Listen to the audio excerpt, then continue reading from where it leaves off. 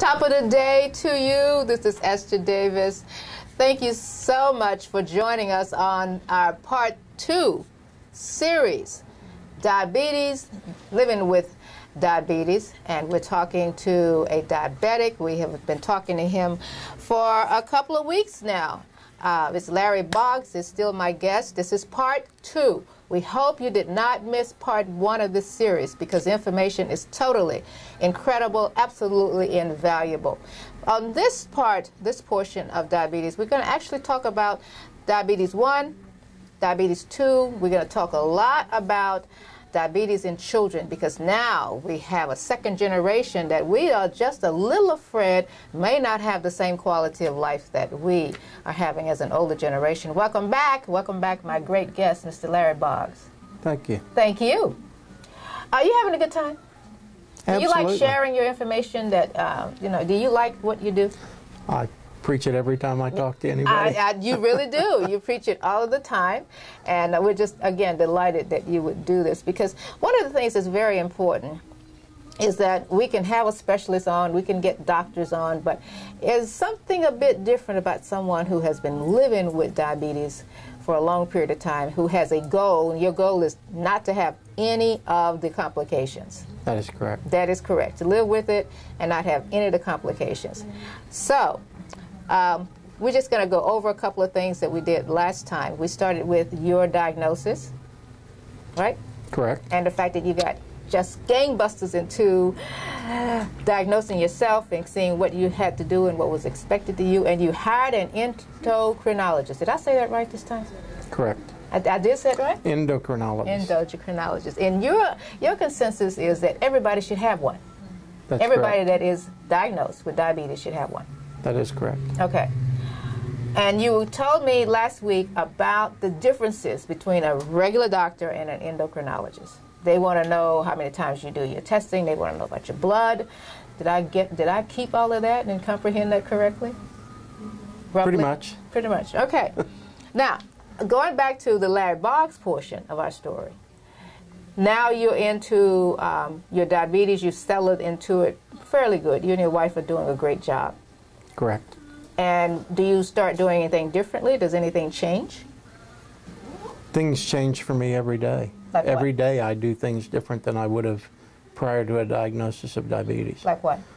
What I eat, how much I eat, when I eat. Okay, let's go through a typical exercise. Let's go through a typical day. You get up, this is Saturday morning. So you get up on a Saturday morning, and what happened this morning? Coffee, walked my dogs for about 45 minutes. All right. 2 miles. Okay. Came back to the house, little computer work, read a couple of articles I got emails on about diabetes. Okay.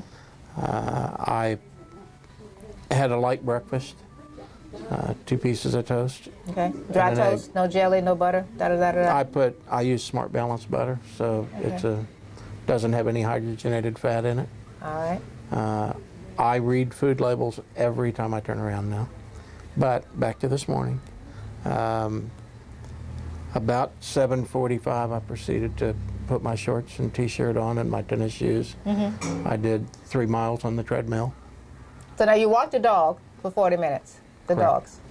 You come back home and there is a breakfast, and now you're going to get on the treadmill. Then I do my structured exercise. Ah. The walk with them was pleasure for me and exercise for them. Right.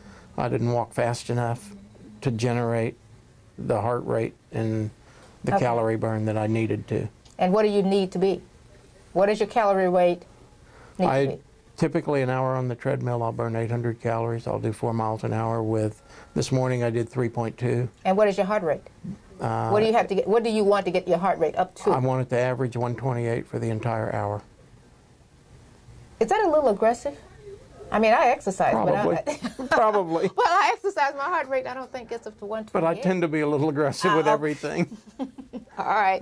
After the treadmill, I did 30 minutes with weights. I have a universal weight machine. Okay. And this is a typical day. Correct. Okay. On a typical weekend day. All on right. a weekday, I typically will walk my dogs at night. Okay. I'll come home from work, I'll exercise at night. All right, let's go back to your day. Then I'll walk the dog. Okay. Okay. So the day. Let's finish the day today. You know, I checked my blood sugar 3 times since I got up this morning already, and it just is noon. I will check my blood sugar before lunch. Okay. I'll check it again 2 hours after lunch. Now, why 2 hours again? You told me, but I forgot. Typically, your blood sugars, if you're controlling your diabetes properly, or if you're a non-diabetic, your blood sugar, everybody's blood sugar rises when they eat. Everybody. But your pancreas senses that, and it throws out more insulin and drives the blood sugar back down. So on a normal person, if you're non-diabetic, your blood sugars will typically not get over about 148 to 160. And within 2 hours, they'll be back in a normal range between 100, 115, 120. Okay. So I want to make sure that as a diabetic, I get mine back into that normal range within that 2 hours as well. So you're saying after a normal person eats, within 2 hours with the digestive system and everything that goes through, within 2 hours you're back to a normal person? Correct. Okay. All right, back to Larry Boggs. You know, after that, I probably, because I'm going to have lunch with you and our cameraman today. Okay. I will have lunch today. Typically on a Saturday, it would be a light snack rather than a lunch. You know, I'll do my various honeydews at the house. Oh. My chores. Good guy. Keeping the good graces of the other half. Yes. And then we'll plan our dinner this evening. And what is that typically like on a Saturday? I think this evening we're going to have a bone-in ribeye that I will grill, and we'll have a baked sweet potato. And maybe a tossed salad, but probably not the salad. Okay, a baked sweet potato can come with a lot of additives and a lot of things. What are you going to have on yours? Some of the Smart Balance are the butter with the non-hydrogenated fat. And what about the chives and the sour cream? And you're thinking of a baked potato, a white potato. Yes. Sweet potato is better for you. Sweet potato, that's potassium. Right, and you tend to metabolize the carbohydrates in a sweet potato better than you do a white potato. Really? Okay, I did not know that. So you're just going to put plain butter on the sweet potato? Correct. Anything after, then you're going to take your blood sugar again 2 hours afterwards? Correct. All right, now it's about, what, 6 or 7 o'clock in your life, on your day? It's probably 8:30 by the time I take my blood sugar again. 8:30 in the evening? I'll probably be up till 11 or 12, and I'll probably take my blood sugar again before I go to bed. Wow. Typical day with Larry Boggs. This is part 2 of our series. We're going to come right back. We've got to talk about obesity in children. Don't go away. This is an exciting period. We are just totally ecstatic about this show. I'm Esther Davis. I'll be right back.